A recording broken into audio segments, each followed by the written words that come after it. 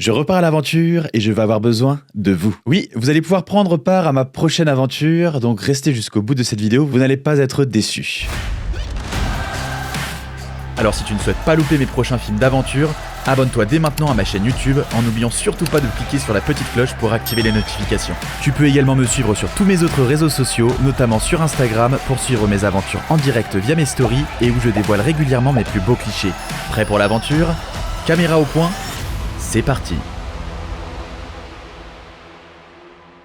Ma chère tortue aventurière, ça faisait longtemps. Et pour cause, ma dernière aventure fut un sacré défi. Je parle évidemment de ma traversée du lac Dinari, un des plus grands lacs de la Laponie finlandaise, avec deux autres aventuriers, avec nos skis nordiques et nos grosses poulkas que l'on tractait derrière. J'ai donc décidé de réaliser cette vidéo pour vous donner quelques nouvelles, à savoir vous parler de mes prochains contenus qui seront diffusés donc sur mes réseaux sociaux, vous faire un retour sur cette dernière expérience qui fut physiquement et mentalement une véritable épreuve, et évidemment vous parler à la fin de cette vidéo de ma prochaine aventure. Alors il est important que vous restiez jusqu'à la fin de cette vidéo parce que ma prochaine aventure, elle va avoir lieu en France. Et pour celles et ceux qui m'ont suivi pendant ma traversée de la France à vélo, c'était pendant l'année 2020. Sinon, je vous invite à cliquer juste ici si vous n'avez pas vu le film. Vous n'êtes pas sans savoir que tout au long de mon parcours, je vous ai proposé de vous rencontrer, échanger autour d'une bonne bière, ou encore même dormir chez vous. Eh bien, ma prochaine aventure, ça va se passer à peu près comme ça. Mais aussi, je suis à la recherche d'une personne qui va m'accompagner durant toute cette aventure pour me filmer. Un cadreur donc. Que ce soit pour cette aventure, mais aussi pour mes prochaine. Donc, j'espère pouvoir trouver quelqu'un qui va pouvoir être mon cadreur, mon créateur de contenu pendant une plus longue durée. On commence donc sur mes prochains contenus et notamment donc mes prochaines vidéos sur ma chaîne YouTube. Et vous êtes nombreux à l'attendre, mon dernier épisode de la série Une vie de musher. Cet épisode sortira courant de ce mois de mars donc 2023. Et pour ce troisième épisode, je pars m'isoler seul avec Spam, un des chiens de David. On va passer la nuit au sein d'une cabane de Sami, les autochtones de la Laponie. Ce troisième et dernier épisode clôturera donc la série Une vie de musher. Si ce n'est pas déjà fait, je vous invite dès à présent à visionner le premier épisode ainsi que le deuxième qui sont déjà disponibles en cliquant juste ici. Je vous rappelle également qu'à l'occasion de la sortie de cette série Une vie de musher, j'ai organisé une nouvelle aventure chez David qui aura lieu donc cette fois-ci l'année prochaine, en hiver 2024. Et cette fois, on part ensemble du 18 février au 25 février 2024, donc pendant 8 jours, nous partirons, moi et 6 d'entre vous, à la rencontre de David pour partir bivouaquer en chien de traîneau en plein milieu du parc naturel de Varanger pour observer les aurores boréales. Vous l'avez compris, il n'y a que 6 places et vous êtes déjà une dizaine à vous être préinscrits. Donc ne traînez pas trop, je vous ai mis le lien d'inscription dans la description de la vidéo. En tout cas, j'ai hâte de vous rencontrer et de partir vivre cette aventure avec vous. Pour ceux qui se demandent, mais où est passé mon film sur ma traversée d'une partie de la Mongolie à cheval? Évidemment, ne vous inquiétez pas, je ne l'ai pas oublié. Comme je vous ai déjà expliqué avec ce projet, avec ce film en particulier, je vise la télé et c'est plutôt bien parti. Je ne vous en dis pas plus, mais vous serez évidemment les premiers au courant. À la suite donc de mon troisième épisode et dernier de Une vie de musher, s'en suivra, vous l'auriez deviné, le film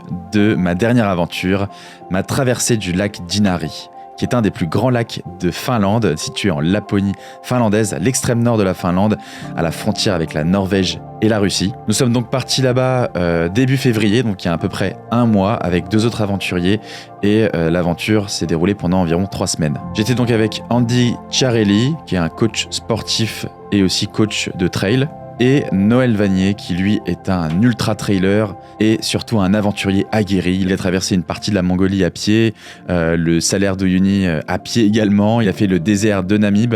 Ça annonce déjà donc très bien la couleur. Allez, je vais vous parler très rapidement de cette dernière aventure, sans trop vous spoiler, parce que du coup, comme je vous disais, il y a un film qui va être à la clé, et vous montrer quelques images inédites. C'est parti.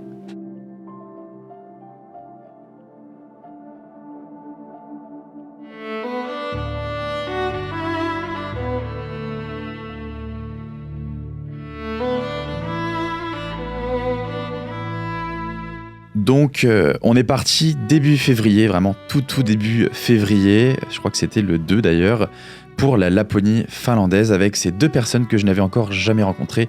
Il y avait seulement Andy Ciarelli qui en fait lui me suivait sur les réseaux et m'avait connu grâce à mon film de ma traversée de l'Islande à pied, aventure qu'il a lui-même d'ailleurs effectuée mais en mode encore plus sportif avec un ancien militaire.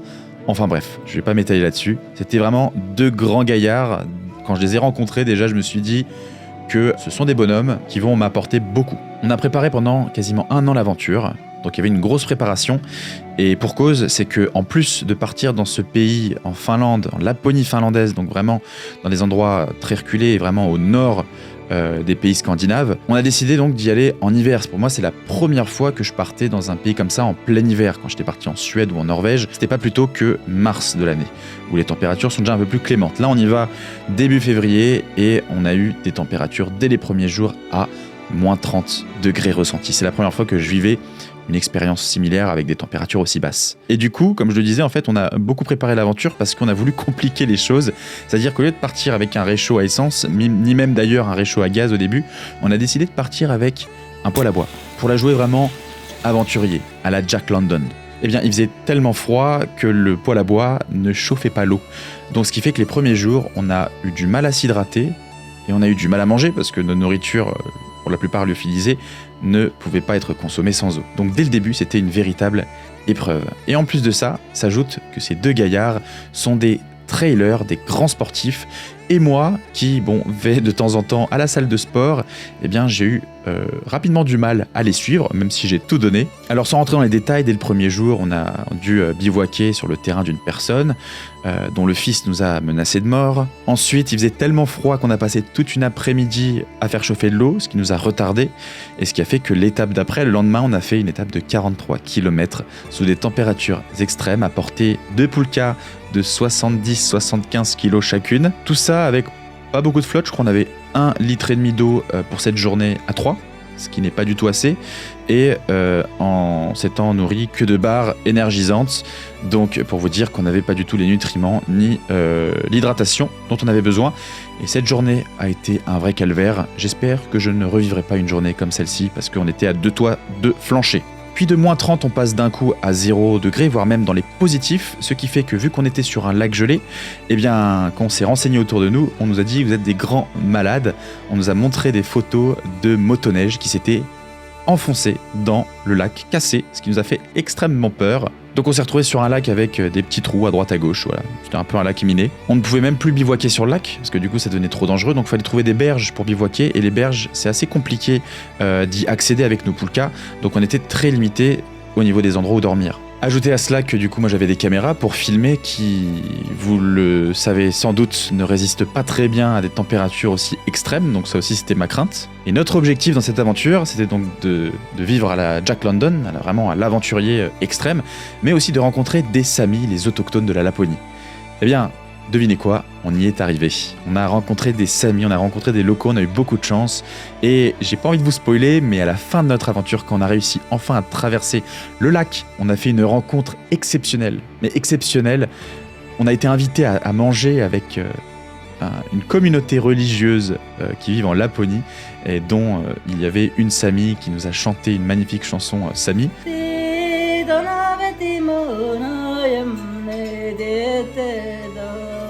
Et partager leurs histoires, c'était un moment inoubliable, et c'était vraiment la cerise sur le gâteau de cette aventure qui se terminait. Voilà, j'ai essayé vraiment de tête vous donner le plus de petits points clés de cette aventure, qui était vraiment une aventure exceptionnelle, mais plus sur le côté exceptionnel, difficile, très très difficile. Mais on y est arrivé, il y a eu des tensions, il y a eu des hauts, il y a eu des bas, il y a eu de tout dans cette aventure, comme d'habitude avec les personnes qui étaient avec moi et que je ne connaissais pas de base. Mais on a quand même réussi à vivre les uns sur les autres pendant 3 semaines quasiment. Donc pour moi c'est une grande réussite, et j'ai hâte de vous montrer donc les images avec le film qui sortira courant avril de cette année 2023. Vous retrouverez donc évidemment ce film sur ma chaîne YouTube, donc je vous invite dès maintenant à vous abonner à cette chaîne si ce n'est pas déjà fait, et à cliquer sur la petite cloche pour activer les notifications et être notifié de sa sortie, parce que vous êtes de plus en plus nombreux à vous plaindre du fait de ne pas du tout être notifié de la sortie de mes vidéos. Alors je vous invite à vraiment cliquer sur cette petite cloche pour activer les notifications. Allez, c'est parti, assez tergiversé, je vous dévoile sans plus attendre ma nouvelle aventure qui se déroulera cet été 2023. C'est parti.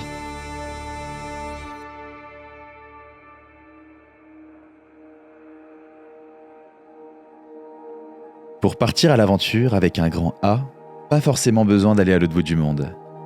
Et si je vous disais que ça pouvait se faire à seulement quelques heures de Paris ? Après la traversée de l'Islande à pied, les Cévennes avec un âne, la France à vélo, la Mongolie à cheval, la Laponie en ski nordique, ma prochaine aventure se déroulera pas très loin de chez nous. Et cette fois encore, comme il y a quelques années lorsque j'avais décidé de traverser la France à vélo, j'aimerais vous rencontrer tout au long de mon parcours, échanger avec vous, et pourquoi pas, dormir chez vous. Cette aventure durera une dizaine de jours et se déroulera, attention roulement de tambour, dans le département de la Somme.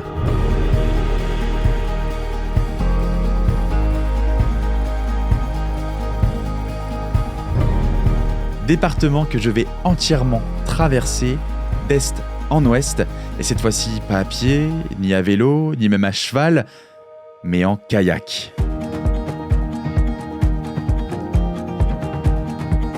Je vais descendre le fleuve de la Somme qui traverse tout le département depuis ses sources à son embouchure en kayak. La Somme, rappelez-vous, j'ai eu l'occasion de la traverser en partie l'année dernière, à vélo, sur les traces de sa tristement fameuse bataille de la Somme. La Somme est un département réputé notamment pour les ortillonnages et sa gigantesque cathédrale à Amiens.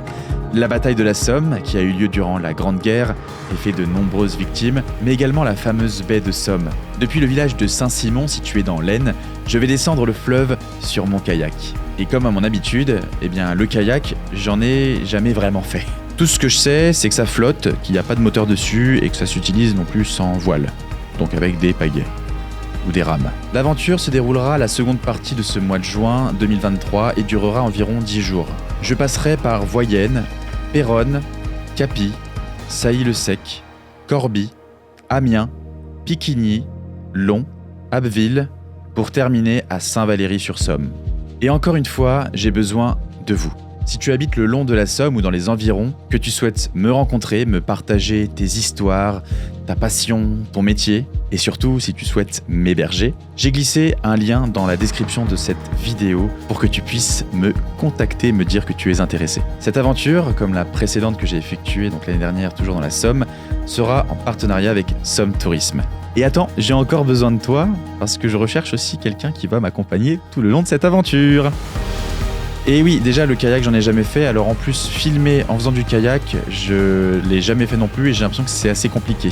Je recherche donc un cadreur qui va venir me filmer durant ces 10 jours dans la Somme, mais pourquoi pas aussi sur du plus long terme, venir m'accompagner sur d'autres projets pour filmer mais aussi pour faire du montage, créer du contenu, bref, travailler avec moi. Si c'est pas un job de rêve ça.